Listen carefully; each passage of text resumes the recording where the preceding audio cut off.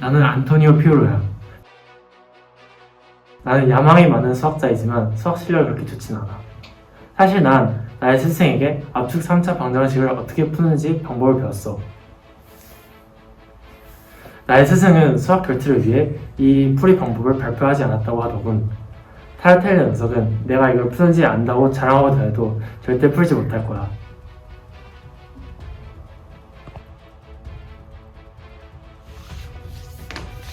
절대 풀지 못할 거야. 나는 타르탈리아야. 나는 가난한 수학자이지만 열심히 노력한 끝에 유명한 수학자가 되었지. 피오르가 압축 3차 방정식을 수학 결투 문제로 낼 것이 너무 뻔한데 푸는 방법을 미리 고민해봐야겠어. 2차 방정식 유도 과정을 참고하면 풀 수 있을 거야.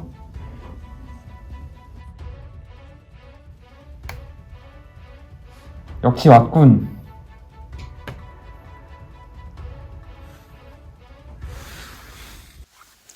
수학 결투란 르네상스 시대의 문화로 결투를 신청한 수학자들끼리 서로 문제를 내고 40일 동안 문제를 더 많이 푼 사람이 상대의 직업과 지위를 차지하는 결투입니다. 가장 유명한 수학 결투 중 하나는 3차 방정식의 근해 공식을 주제로 한 피오르와 타르탈리아 두 수학자의 결투입니다. 두 수학자의 결투 끝에는 허수라는 개념이 탄생하였습니다. 두 수학자의 결투에서 탄생한 3차 방정식과 허수에 대해 알아보기 위해서는 르네상스 시대의 수학의 2차 방정식의 풀이에 대한 접근으로 거슬러 올라가야 합니다. 현재 우리는 2차 방정식을 만났을 때 근해 공식을 이용하면 해를 간단하게 구할 수 있습니다. 그런데 고대 문명의 사람들은 2차 방정식을 어떻게 풀었을까요? 과거에는 미지수 x와 같은 표법이 없었기 때문에 당연히 근해 공식이나 인수분해를 이용할 수는 없었을 것입니다. 그렇기 때문에 고대 수학자들은 2차 방정식을 기하학적으로 풀었습니다. 예를 들어 이 그림과 같이 x제곱 더하기 10x 빼기 24는 0이라는 2차 방정식을 생각해 보도록 하겠습니다. 고대의 수학자들은 x제곱이라는 항을 가로 x, 세로 x라는 정사각형으로 생각하였습니다. 그리고 10x라는 정사각형을 5 곱하기 x 크기의 두 직사각형으로 나누어서 오른쪽과 아래에 붙였습니다. 남은 공간에 5 곱하기 5 정사각형을 붙이면 전체 넓이는 원래 24에 새로 만든 정사각형이 25이므로 49가 됩니다. 이는 한 변의 길이가 7인 정사각형의 넓이와 같습니다. 그런데 원래 도형의 한 변의 길이는 x 더하기 5가 됩니다. 따라서 x는 2라는 한 해를 얻을 수 있게 됩니다. 하지만 이 2차 방정식은 인수분해를 이용하면 x는 마이너스 12라는 하나의 해를 더 얻을 수 있습니다. 하지만 당시에는 음수의 개념이 없었고 0과 음수를 틀린 답이라고 생각하였습니다. 그렇기 때문에 당시 수학자들은 2차 방정식을 음수가 등장하지 않도록 이렇게 총 6개의 형태로 구분하여 생각했다고 합니다. 피오르는 당연하게도 본인만 알고 있었을 것이라고 생각했던 압축 3차 방정식 문제들을 타르탈리아에게 냈습니다. 그때까지만 해도 타르탈리아는 압축 3차 방정식에 해가 존재한다는 생각을 하지 못했지만 소문을 통해 일반 해가 존재한다는 사실을 추측하게 됩니다. 타르탈리아는 자신의 명예를 지키기 위해 밤낮을 고민한 끝에 독자적으로 압축 3차 방정식의 해를 구한 데 성공하였고 피오르가 낸 모든 문제들을 풀어내면서 수학 대결에서 승리하게 됩니다.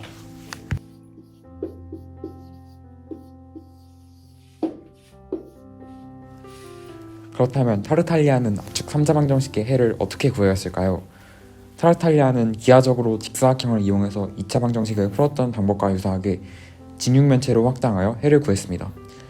예를 들어 x세제곱 더하기 36x는 37이라는 방정식을 생각해 보도록 하겠습니다. 먼저 좌변에 있는 x세제곱은 가로, 세로, 높이가 모두 x인 정육면체로 생각할 수 있습니다.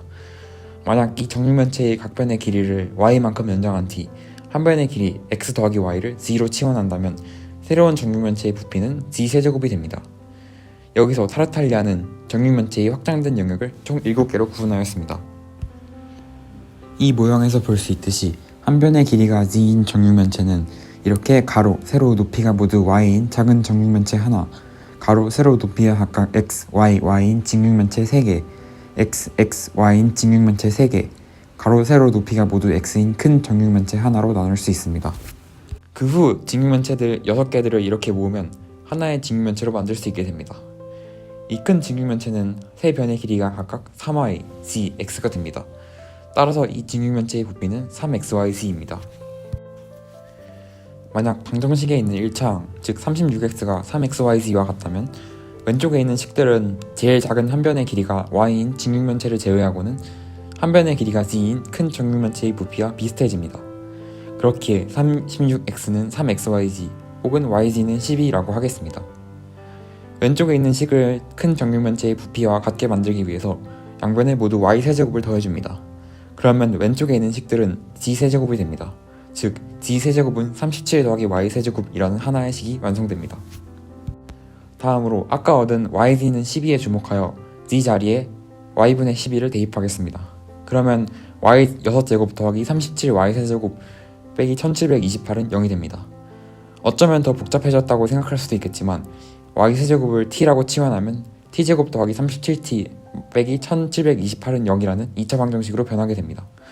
그리고 이 2차 방정식은 하나의 양수근 t는 27을 가지는 것을 알 수 있습니다. 따라서 y는 3이고 d는 4, x는 1이라는 근을 얻게 되는 것입니다. 타르탈리아가 피오르와의 수학 대결에서 승리한 사실이 알려진 뒤 많은 사람들은 타르탈리아에게 해를 알려달라고 간청하였습니다. 그 중에 가장 진심이었던 사람은 바로 카르다노입니다. 처음에는 타르탈리아도 거절했지만 후원자를 소개시켜주고 절대 비밀로 한다는 조건 하에 카르다노는 결국 타르탈리아에게 압축 3차 방정식의 해를 듣게 됩니다. 하지만 카르다노는 타르탈리아와의 약속을 지키지 않았습니다. 카르다노는 압축 3차 방정식이 아닌 일반적인 3차 방정식의 해를 구하고자 하는 야망이 있었습니다. 카르다노는 타르탈리아의 방법을 연구하던 중 3차 방정식의 일반해를 도출하게 됩니다. 일반적인 3차 방정식 ax세제곱 더하기 bx제곱 더하기 cx 더하기 d는 0에 대해 x는 t 빼기 3a분의 b라고 치환하면 마법같이 2차항이 사라져서 이렇게 됩니다.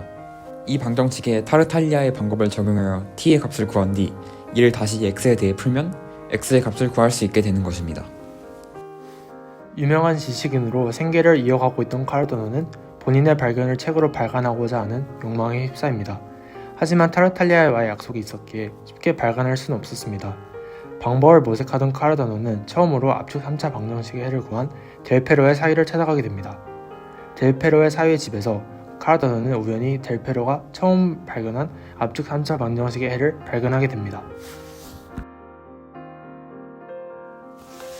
만약 본인이 발견한 해의 기반이 되는 압축 3차 방정식의 해가 타르탈리아 것이 아닌 델페로 것이라고 주장한다면 카르다노는 타르탈리아와의 맹세를 어기지 않는 것이 됩니다.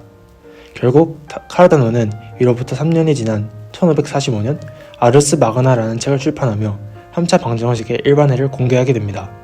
타르탈리아는 이에 격노했다고 전해지지만 결과적으로 3차 방정식의 일반해는 카르다노의 책을 통해 퍼져나갔고 카르다노는 3차 방정식의 근해 공식을 발견한 사람으로 인정받고 있습니다.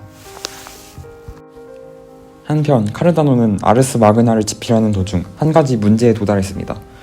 그가 발견한 방법을 이용하면 모든 3차 방정식의 해를 구할 수 있을 것만 같았지만 어떤 방정식들은 그렇지 않았습니다. 예를 들어 x세제곱은 15x 더하기 4와 같은 방정식에 그의 방법을 적용해보면 t제곱 더하기 4t 더하기 125는 0이라는 2차 방정식을 얻을 수 있습니다. 이 방정식에 이전과 같이 기하학적 풀이를 적용시켜본다면 한 변의 길이가 t 더하기 2인 정사각형의 넓이가 마이너스 121이라는 결론이 얻어집니다. 즉 어떤 수의 제곱이 음수라는 그 당시로서는 말이 안 되는 결과가 얻어집니다. 이전까지는 이렇게 2차 방정식을 풀 때 말이 안 되는 경우가 나오면 방정식에 해가 없다고 판단하였습니다. 하지만 이 방정식의 경우 원래 방정식에 x는 4를 대입하면 성립하는 것을 알 수 있습니다.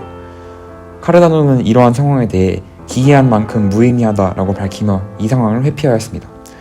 카르다노를 비롯한 많은 수학자들이 이 문제를 해결하기 위해 노력하지만 논리적인 해답을 얻는 데는 실패합니다. 다시 약 30년이 지난 뒤 라파엘 본벨리라는 수학자가 마침내 이 문제를 해결하게 됩니다. 본벨리는 제곱해서 음수가 되는 수가 실수와는 다른 체계의 수라고 생각하였고 이를 분리하여 끝까지 식을 전개하면 x는 4라는 올바른 답이 나온다는 것을 확인했습니다. 카르다노의 일반에 개수들을 대입하면 이와 같이 옳은 결론을 얻을 수 있었던 것입니다.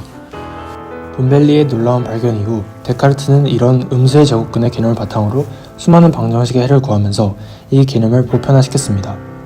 그리고 이 수를 이매지너리 넘버라는 이름을 붙였습니다. 이후 오일러가 이 수를 i라고 정의하게 되면서 마침내 허수라는 존재가 세상에 드러나게 된 것입니다.